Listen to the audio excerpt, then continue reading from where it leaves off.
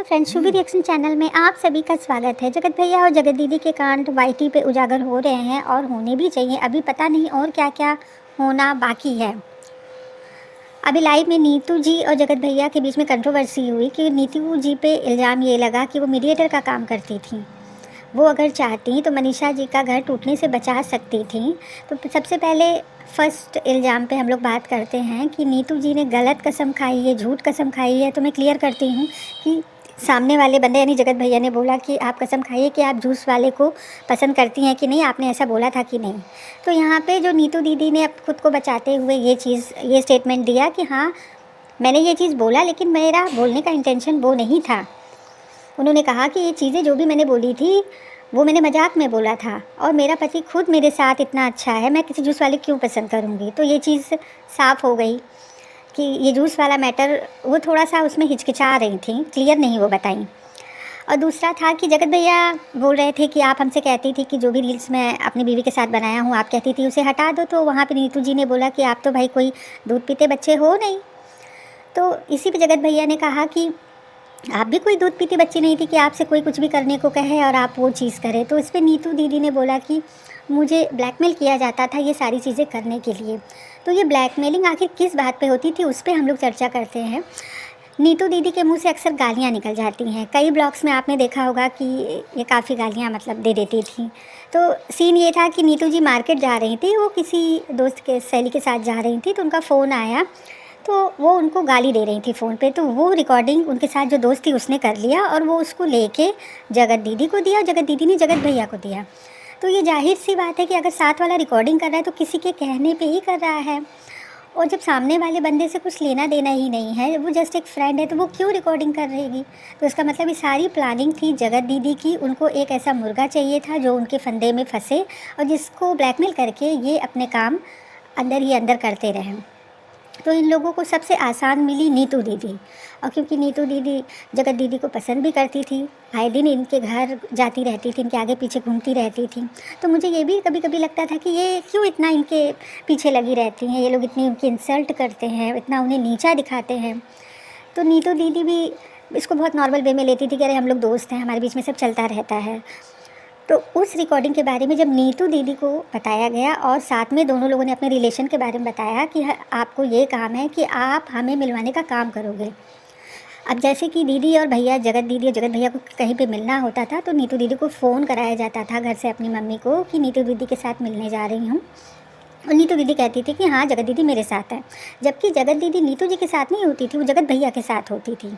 तो उन्होंने एक घर से बाहर निकलने के लिए नीतू जी को अपना जरिया बनाया था। और अगर वो कभी मना भी कर देती थी तो दोनों लोग मिलकर उस रिकॉर्डिंग के लिए नीतू जी को ब्लैकमेल करते थे। उन्हें ये कहते थे कि अगर हमने इसे सोशल मीडिया में डाल दिया तो ये जो तुम्हारी सीधी सादी बेचारी गरीब वाली इमेज है ये ख़राब हो जाएगी।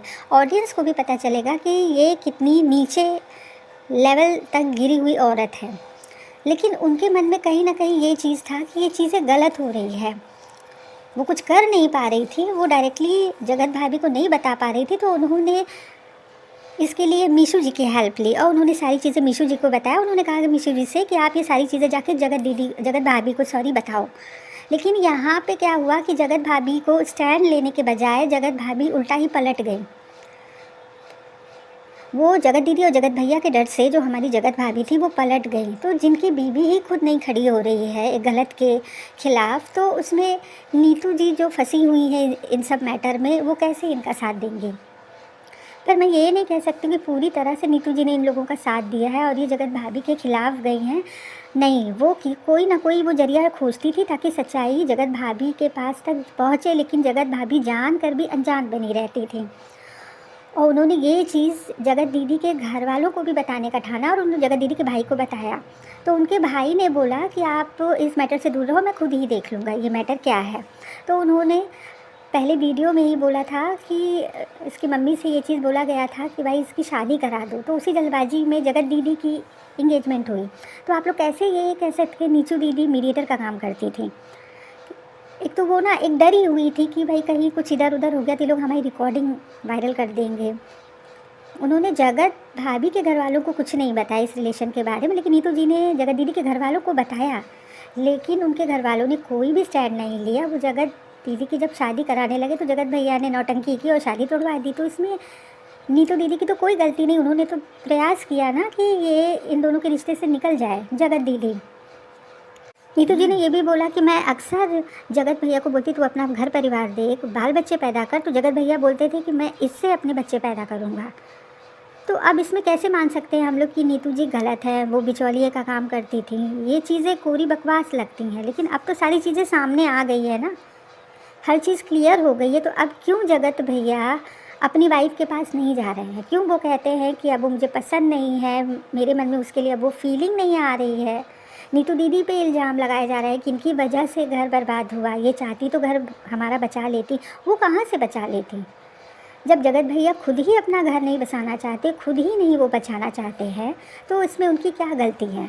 और जहाँ पर जगत भैया दो दो बातें बोल रहा है, तो यहाँ पे समझने वाली बात है कि इसमें गलत क्यों माना जाए। ये वीडियो डिलीट करने वाली बात मान लिया जगत भैया ने, लेकिन इसके साथ वो अच्छी सलाह भी तो दे रहे थे कि तुम अपने घर परिवार में जाओ, तुम छोड़ो इसकी अपनी कहीं और शादी हो, तुम अपने फैमिली में रहो। लेकिन ये चीज़ जगत भैया को नहीं समझ में आया, ये उल्टा नीतू जी पे ही ब्लेम लगा रहे हैं।